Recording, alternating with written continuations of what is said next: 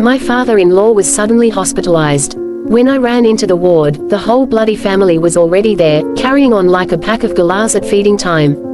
I'd been on a dusty worksite out past Logan when the call came through. Me phone buzzed in me pocket under the high-vis, covered in brick dust and sweat. Missed the first 2 rings because the jackhammer was going hell for leather, but the third time I saw Sharon flashing on the screen and me guts dropped. She never rang during smoko unless something was properly crook. I ducked behind the portaloo, answered, and all I got was her sobbing, "Dad's in hospital. They're saying it's bad, come quick." No details, just panic. I told the foreman I had a family emergency, grabbed me keys, and floored it in the ute. The tray was still loaded with half a pallet of bricks and a couple of empty Red Bull cans rattling around like loose change. Didn't even stop to change out of me steel caps or wash me face. Looked like I'd been dragged through a quarry backwards. The M1 was its usual shit show, roadworks at 8 different spots, some dickhead in a Camry doing 80 in the right lane, and a storm rolling in from the coast that turned the sky the color of old dishwater. I weaved through the traffic, hazard lights going, heart thumping louder than the wipers. Kept picturing the old man, Ron, sitting up in bed like he always did when we visited, cracking the same tired jokes about how I married above me station and how he still owed me for fixing his Hills hoist that one arvo. Ron was tough as nails, ex-tradie himself, the kind of bloke who'd work through a broken finger and call it a bit of a knock. If he was crook enough to be in hospital, it had to be serious. Pulled into the car park at the Gold Coast University Hospital 45 minutes later, tires squealing on the wet asphalt. Rain was belting down now, proper Queensland summer storm. I sprinted across the puddles, boots slapping, high-vis jacket flapping open. Security bloke at the entrance gave me a once-over like I might be there to nick the oxygen tanks, but I flashed me license and muttered, "Family emergency," and he waved me through. Up on level 4, cardiology ward. The automatic doors hissed open and the smell hit me, disinfectant, stale coffee, that faint metallic tang you only get in hospitals. Straight away I clocked the noise. Not the usual quiet murmurs and beeping machines. No, this was full-on family meltdown. Raised voices, someone crying, a chair scraping hard across the lino. I rounded the corner and there they were, Sharon's mob, all crammed into the bay like it was a bloody intervention. Sharon was perched on the edge of the bed, clutching Ron's hand, mascara streaked down her cheeks. She looked up when she saw me and her face crumpled even more. "Babe," she managed, voice cracking. Her mum, Val, was pacing at the foot of the bed like a caged tiger, arms folded tight, lips moving in silent prayer or maybe just cursing the entire medical system. Then there was Darren, Sharon's older brother, built like a brick shithouse from years of footy and too many schooners. He was standing with his back to me, shoulders squared, talking low and angry to one of the nurses who'd just come in with a clipboard. I stepped forward, dripping wet, boots leaving muddy prints. "Ron," I said, voice rougher than I meant it to be. "How ya going, mate?" He looked up from the pillow. Face grey, oxygen tubes under his nose, but those sharp blue eyes still had a spark. "G'day, son," he rasped. "Took ya long enough. Thought you'd stopped for a counter lunch on the way." I forced a grin. Traffic was routed, and I didn't want to turn up smelling like a Barbie gone wrong. Val spun around then, eyes narrowing. "You smell like a building site. That's what you smell like. Where've you been?" "We've been here 2 hours waiting for someone to show some bloody respect." Darren turned too, arms crossed, jaw set. "Yeah, mate. Dad's lying here with tubes up his nose and you rock up looking like you've been rolling in the dirt. Nice priorities." I felt the heat climb up me neck. I came straight from work, Daz. Didn't exactly have time to pop home for a shower and a suit. Some of us have jobs that don't finish at 3. Sharon squeezed me hand quick, a silent don't. But Darren wasn't letting it go. "Jobs? Yeah, well maybe if you weren't always flat out earning for your own little family, you'd know what's going on with ours. Dad's been stressing about money for months. Mortgage still hanging over his head at 72 because." "Enough," Ron croaked, voice weak but cutting through the lot of us like a knife. The machines beeped a little faster for a second, then settled. I swallowed hard, looked at him. "Sorry, Ron. Didn't mean to barge in and start World War III. He gave the smallest nod, eyes closing for a beat. "Just sit down, eh? Before these 2 clowns give me another bloody turn." I dragged a plastic chair over, sat beside Sharon. She leaned into me, still shaking. Val kept pacing. Darren stayed standing, glaring like I'd personally put Ron in that bed. Outside, thunder rumbled and the rain hammered the windows. Inside the little curtained bay, the family tension was thicker than the storm. I reached over and gave Ron's shin a gentle pat through the blanket. "You're gonna be right, old man. Doc'll sort ya out. Then we'll get you back on the porch with a cold one," yelling at the cricket. He managed a faint smirk. "Only if they let me keep the oxygen. Might help me heckle the umpires better." For a second, just a second, the room felt almost normal. Then Val started up again about how the triage nurse had taken too long, and Darren muttered something under his breath about useless bloody sons-in-law, and I knew the night was only just getting started. Family, eh? You race through the rain to be there when they need you, and half the time they still treat you like the stranger who wandered in off the street. But I wasn't going anywhere. Not tonight, not ever. I tried to give me wife a hug, but before I could even get me arms around her properly, Darren, big unit, always reckons is the man of the house since he was old enough to grow a patchy beard, steps right in front of me like he's guarding the bloody goalposts. "Oi, where the hell have you been, mate?" He snarls, chest puffed out, veins popping in his neck. "Dad's crook as a dog in here, hooked up to half the machines in the joint, and you're off playing tradie like it's just another day on the tools." I could feel the heat rushing up me face, mixing with the rain still dripping off me hair. Me fists clenched at me sides, but I bit me tongue hard enough to taste copper. Inside I was fuming, proper fuming. Ron was lying there looking like a ghost, skin grey and shiny under the fluorescent lights, oxygen tubes taped under his nose, monitors beeping away like a broken arcade game. The old bloke could barely keep his eyes open, yet this nong was picking a fight in the middle of it all. I forced myself to breathe, counted to 3 in me head like Sharon always tells me to when I'm about to lose it. I came as quick as I could. "Ya drongo," I said, keeping me voice low but firm. Traffic on the M1 was a nightmare, roadworks, rain, some idiot in a Hilux doing 60 in the fast lane. I left the site the second Sharon rang. Didn't even grab me lunch esky. Darren just scoffed, loud and dramatic, like I'd told him the biggest furphy he'd ever heard.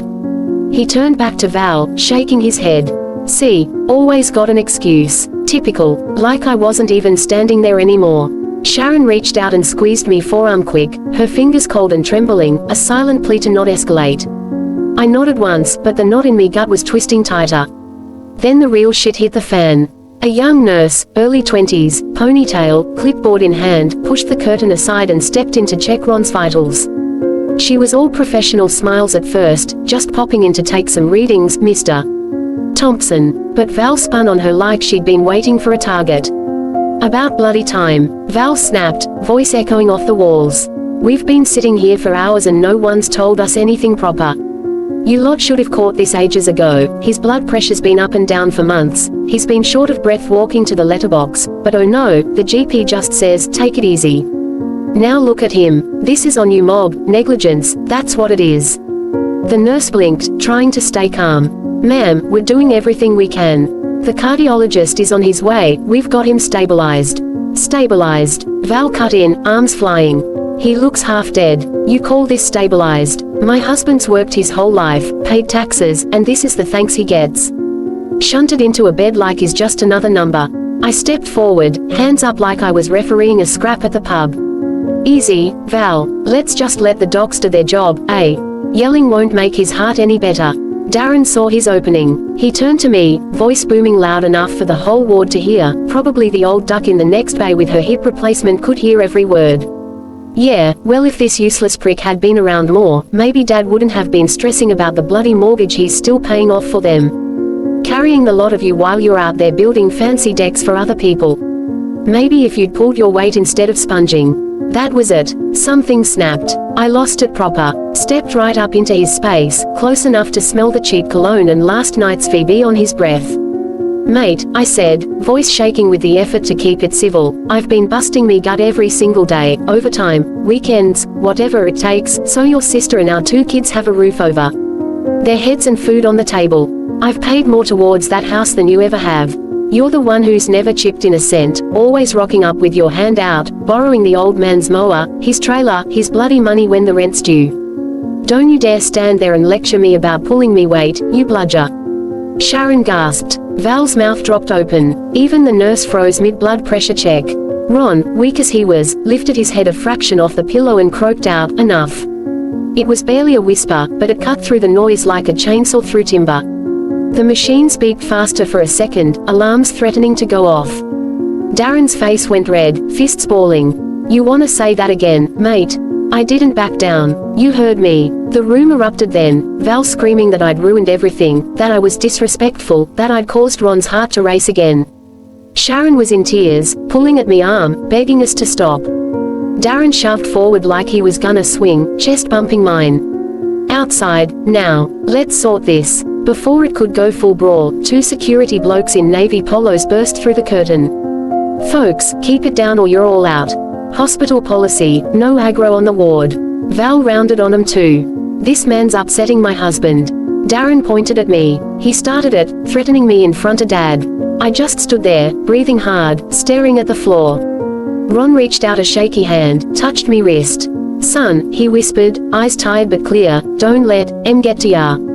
I'm alright, just need a bit of quiet." I nodded, throat too tight to speak. Squeezed his hand, rough, calloused, same as mine after years on the tools, then turned and walked out to the corridor. Leaned against the wall, head back, eyes closed. Rain still hammering the windows. Family, eh? One minute you're racing through the storm to be there when they need you, next minute they're tearing strips off you like you're the villain in their story. But I wiped me face, took a deep breath, and knew I'd be back tomorrow. Same time, same place. Because that's what you do when you're family, no matter how much they carry on, no matter how deep the cuts go. You show up, again and again. Then the real shit hit the fan. The nurse comes in to check vitals, and Val starts laying into her about how they're not doing enough, how they should have caught it earlier, how it's all the hospital's fault. I'm standing there trying to calm things down. "Easy, let's just let the docs do their job," when Darren pipes up again, loud enough for the whole ward to hear. "Yeah, well if this useless prick had been around more, maybe Dad wouldn't have been stressing about the bloody mortgage he's still paying off for them."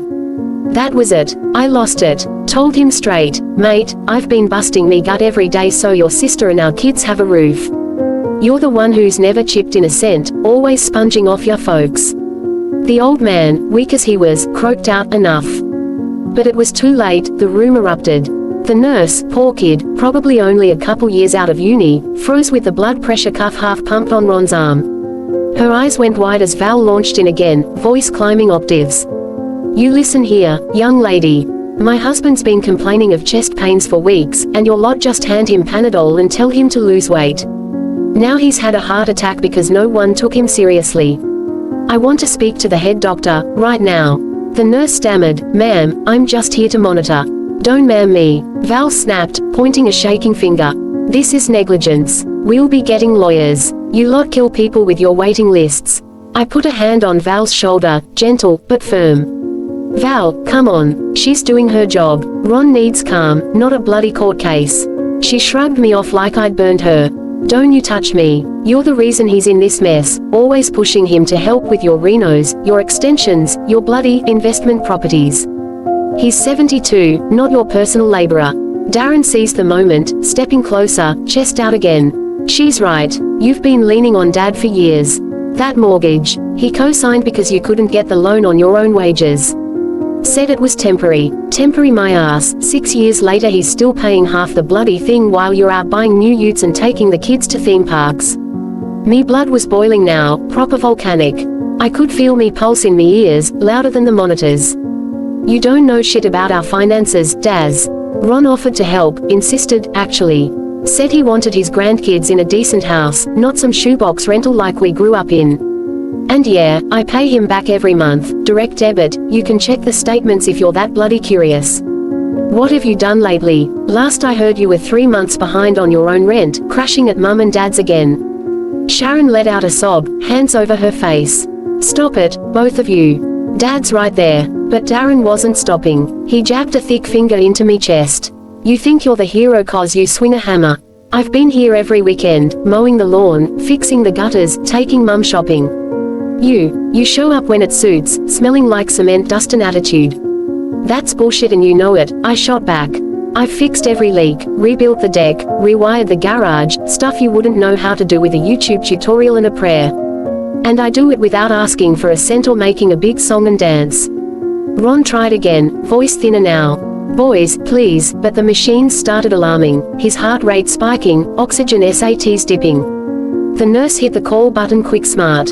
I need backup in Bay 7. Val wailed, see what you've done. You've stressed him out again. Darren rounded on me full bore. Get out. You're not wanted here. I didn't budge. I'm not going anywhere. He's my father-in-law too. That's when the security arrived, 2 big fellas in navy polos, one with a radio crackling. Righto, everyone calm down. Voices down or you're all escorted out. Hospital's no place for a blue. Val turned on him instantly. This man's upsetting my dying husband. Darren pointed. He threatened me, said I'm a bludger. The taller security bloke looked between us, sighed. Look, take it outside. Now, or we'll make the call. Sharon grabbed me arm, tears streaming. Babe, please. I looked at Ron. His eyes were half closed, but he managed a weak shake of the head, like don't do it, son. I exhaled hard through me nose, stepped back. Fine, I'm going. Darren smirked, victorious. Val kept muttering about lawsuits. The nurse was adjusting drips, trying to settle the alarms. I walked out slow, boots heavy on the lino, past the other bays where curtains twitched and heads poked out. In the corridor I leaned against the wall, fists clenched so tight me knuckles went white. Rain still pounding the windows, thunder rolling like it was cheering the chaos on. Family. You think blood's thicker than water, but sometimes it's just thicker with poison. One accusation, one old grudge, and it all spills out, years of resentment, unspoken tallies of who's done more, who's owed what. I'd always known Darren resented me marrying Sharon, thought I wasn't good enough for his little sister. Val never fully forgave me for not being a professional with a desk job and a tie. But hearing it laid bare like that, in front of Ron while he fought to breathe, that cut deep. I slid down the wall, sat on the cold floor, head in hands. Thought about our 2 little tackers at home with the neighbor, probably wondering why Mummy and Daddy were taking so long. Thought about Ron, the only one who ever really saw me as family, no strings, no scorekeeping. After 10 minutes or so, Sharon came out. Eyes red, but quieter now. She slid down beside me, rested her head on me shoulder. He's stable again, she whispered. They gave him something to settle his heart. Docs reckon he'll be okay if he rests. I nodded, throat too tight to answer straight away. I'm sorry, she said. About Darren. About Mum. They're just scared. I know, I managed. But they don't get to take it out on me like that. Not tonight. She squeezed me hand. You're right. And you're not going anywhere. We need you here. I looked at her, rain-streaked window reflecting us both. I'll be back in the morning. Early. Before the vultures start circling again. She gave a small, sad laugh. Deal. We sat there a while longer, listening to the storm and the distant beats. Family outrage stories, eh? They don't make the news, but they burn hotter than any bushfire. And somehow, you keep showing up anyway, because walking away would hurt worse than any insult they can throw. By the time security rocked up to tell us to keep it down, me wife was in tears again, her mum was screaming that I'd ruined everything, and Darren was threatening to deck me right there in the ward. The old fella just looked at me with those tired eyes and whispered, son, don't let em get to ya. I'm alright. I nodded, squeezed his hand, and walked out to the corridor to cool off. The 2 security blokes stood there like bouncers at a rough pub, arms folded, radios crackling. One of them, older, with a bit of a gut and the kind of calm that comes from breaking up family blues every shift, looked me dead in the eye. Mate, you need to take a walk. Cool off. Come back when everyone's settled or we'll have to ask you to leave for the night. I didn't argue, just gave a short nod, turned, and headed down the fluorescent lit corridor. Boots echoing loud on the lino, past the nurse's station where heads turned but nobody said a word. I could still hear Val's voice carrying through the curtain, he's always been trouble, that one, and Darren's low growl backing her up. Sharon's sobs cut through it all like a knife. Each step felt heavier, like I was dragging the whole bloody argument behind me. Out in the main waiting area, the storm was still raging. Rain lashed the big glass windows, turning the car park lights into blurry streaks. I found a plastic chair near the vending machine, dropped into it, elbows on knees, head in hands. The place smelled of instant coffee and wet umbrellas. A couple of other families sat scattered around, some staring at phones, one old bloke snoring with his head back against the wall. Normal hospital night, except for the war zone I'd just walked out of. I replayed it all in me head. Darren's finger in me chest. Val's accusations about the mortgage. The way Ron's monitors had gone mental when we started yelling. Guilt hit hard, maybe I should have kept me mouth shut, let 'em vent. But then I remembered Darren's smirk when security showed up, like he'd won some invisible scoreboard. Nah, I wasn't gonna let him rewrite history. I'd been the one paying Ron back every month, plus extras when the old bloke needed a new hot water system or the car rego was due. Darren, he'd borrowed $5 grand last year for business and never paid a cent back. Yet somehow I was the villain. Me phone buzzed in me pocket.